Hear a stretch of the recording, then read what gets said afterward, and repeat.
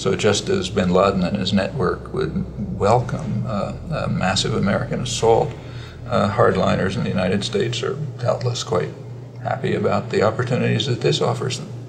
It offers an opportunity to further regiment the society, to prevent dissidents, to ram through their agenda, militarization of more military spending, militarization of space, which is under the cover of missile defense, which is just a cover, further attacks on social democratic programs and welfare programs and so on. Right at this moment while we're talking, they're trying to use it as an opportunity to eliminate the capital gains tax and transfer wealth even more to very narrow sectors of the population. So of course there'll be all these efforts, and a crucial part of it is cutting back dissidents. We were doing a lot of work on the right to protest before September the 11th. This was happening in Canada because we hosted the Summit of the Americas in Quebec City, and the government built a fence around most of the city, and we were able to organize academics, artists, even some journalists to defend the right to freedom of assembly, to the right to use public streets as a site of resistance.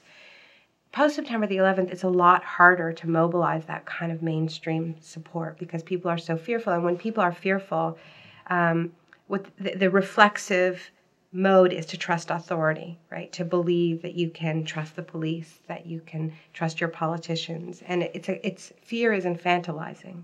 And an infantilizing process leads us to trust authority even against our better judgment. You need an independent flow of information that you can trust, that has some accuracy, something other than simply government information. You need a historical and political context into which to put that information because random facts mean nothing to most people without some framework. And finally, you need the widest range of opinion that's circulating in the culture so that people have, in a sense, something to rub up against, somewhere to test their own ideas. And on all three of those things, I think the American media has failed, and I think failed miserably this time around. Okay, but beyond the question of how, there's also the question we have to answer is the question of why. Why was this? What is it that drove these terrorists? Why did they do this? And again, I think the media has given a really superficial answer here. They haven't done a good job at all. The answer that's been given, for example, by Dan Rather when he appeared on the Letterman show, but by lots of other experts as well, is that they, the terrorists, hate our freedom and democracy.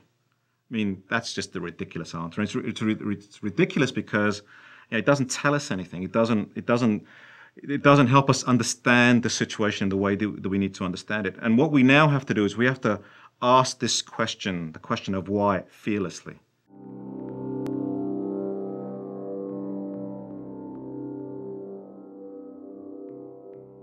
My country was asked to supply forces to Iraq. The government nearly agreed, but the parliament absolutely refused.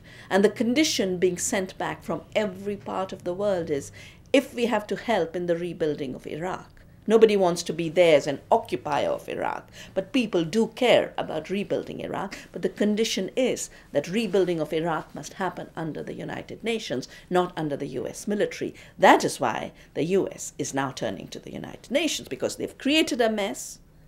They're left with a mess. Their own military today is the target.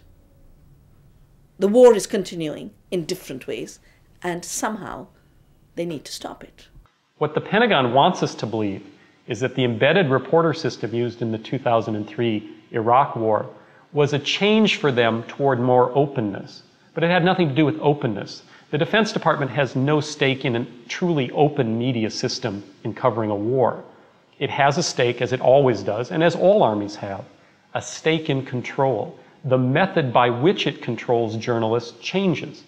And that's what I think we have to learn, is that powerful institutions change the way they use reporters. They change the way they control the flow of media. But they don't change their central goal, which is to always remain, as much as possible, in control. The United States has also been arguing for more time after the war. We need more time, we will find the weapons. This was the same kind of thing that Hans Blix and Mohammed Abardai were saying in March. They were saying that we haven't found everything we want, but we think with more Iraqi cooperation and with more time, we can give you a much more definitive assessment of what is or is not happening. In moments of trauma or moments of difficulty, on a lot of occasions, legislation was passed, action was taken by the federal government, which just undermined the constitutional rights of people. And we know that from our own history, from the Civil War through the 1960s, through Watergate, as a matter of fact. We have never been a nation where we've said to our government officials, we trust you, do what you want to do. We have a system of checks and balances. And with the governments now trying to pass rules and regulations, taking away judicial authority from the judges in reviewing decisions from the executive branch, we are significantly eroding our rights in making sure that there are checks and balances on what happens within each government agency.